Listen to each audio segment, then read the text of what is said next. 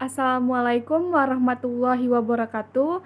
Izin memperkenalkan diri, nama Siti Fadia Rahmawati dengan NPM 2121020113 kelas D dari Prodi Hukum Tata Negara Fakultas Syariah.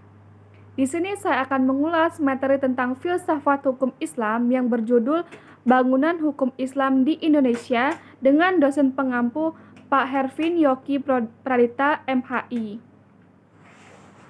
Baik, saya mulai saja materi tentang bangunan hukum Islam di Indonesia. Materi yang pertama yaitu Divine Law dan Man-Made Law sebagai teori hukum. Hukum Islam dikategorikan sebagai divine law karena aturan-aturan yang ada di dalamnya dibuat langsung oleh Tuhan untuk mengatur kehidupan manusia di dunia. Bila kita perhatikan, pengertian di atas betul-betul menempatkan hukum Islam sebagai entitas yang murni, bersifat top-down, melepaskan aspek-aspek historis sosiologisnya. Sebagaimana yang dapat kita pahami pula dari kutipan di bawah ini, yaitu konsep hukum menurut usul fikih pada dasarnya terletak atas pandangan bahwa hukum itu bersifat keagamaan. Sejak periode paling awal sejarah Islam, hukum telah dipandang sebagai keluar dan merupakan bagian dari syariah. Adapun syariah sebagaimana telah dijelaskan adalah pola tingkah laku manusia yang diatur oleh Allah Subhanahu wa taala. Konsep hukum seperti itu sejalan dengan pandangan bahwa hukum itu harus bersumber langsung atau tidak berlangsung dari wahyu Tuhan yaitu Al-Quran dan penjelasannya dari Nabi Muhammad SAW yang disebut sunnah.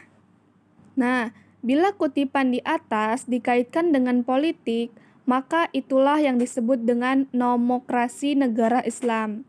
Sifat nomokrasi negara Islam menunjukkan kepercayaan terhadap supremasi hukum suci yang menjadi sumber otoritas pemerintahan.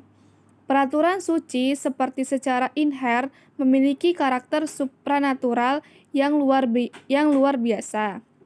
Ikatan-ikatan penyatuan antara agama dan negara dan supremasi hukum suci berasal dari kehendak Tuhan secara bersama-sama menegaskan kembali kewajiban setiap hamba untuk taat kepadanya. Menurut Haduri, warga negara Islam adalah hamba Allah dan hukum-hukumnya adalah hukum suci, karena ia berasal dari Allah Subhanahu wa taala. Tidak diterapkan oleh manusia. Hukum suci seperti itu adalah pasti benar dan manusia hanya bisa mematuhi karena Allah Subhanahu wa taala lebih mengetahui dari otoritas maupun terhadap kebutuhan-kebutuhan hambanya. Dalam menaati hukum, manusia menyadari akan tujuan-tujuan agamanya. Karena hukum dalam Islam memiliki karakter sebagai sebuah kewajiban religius. Pada waktu yang sama, ia juga memberikan dukungan politik bagi agama Islam.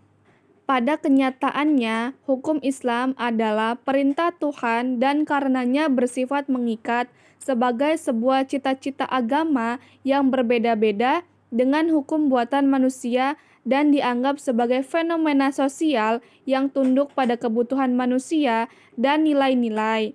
Karena alasan itulah, hukum dalam pandangan pemikir-pemikir Muslim pada kenyataannya bukanlah termasuk kajian yang independen dan empiris. Selanjutnya yaitu perkembangan hukum Islam di Indonesia.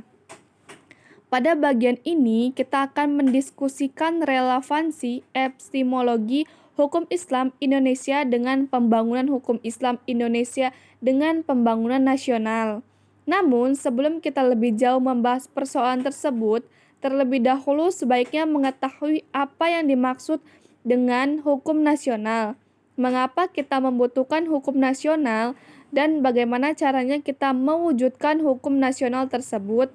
Melalui penjelasan tersebut, ada aspek-aspek inilah kita akan mengetahui relevansi epistemologi hukum Islam dengan pembangunan hukum nasional.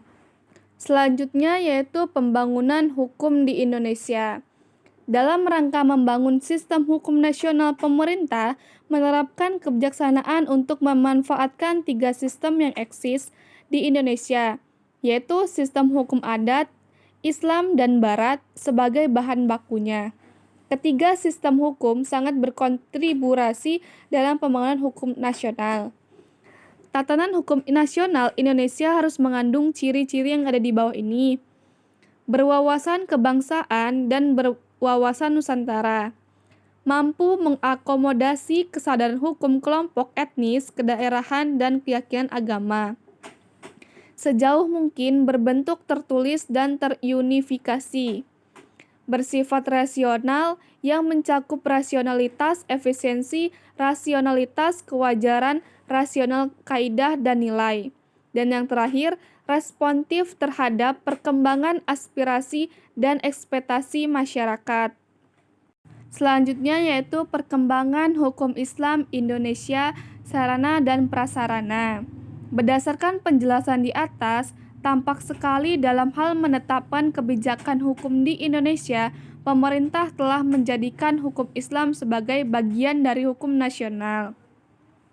Kondisi seperti ini tidak semata-mata terjadi di Indonesia, tetapi terjadi pula di negara-negara berpenduduk Muslim, baik yang memiliki konstitusi Islam maupun yang tidak memilikinya.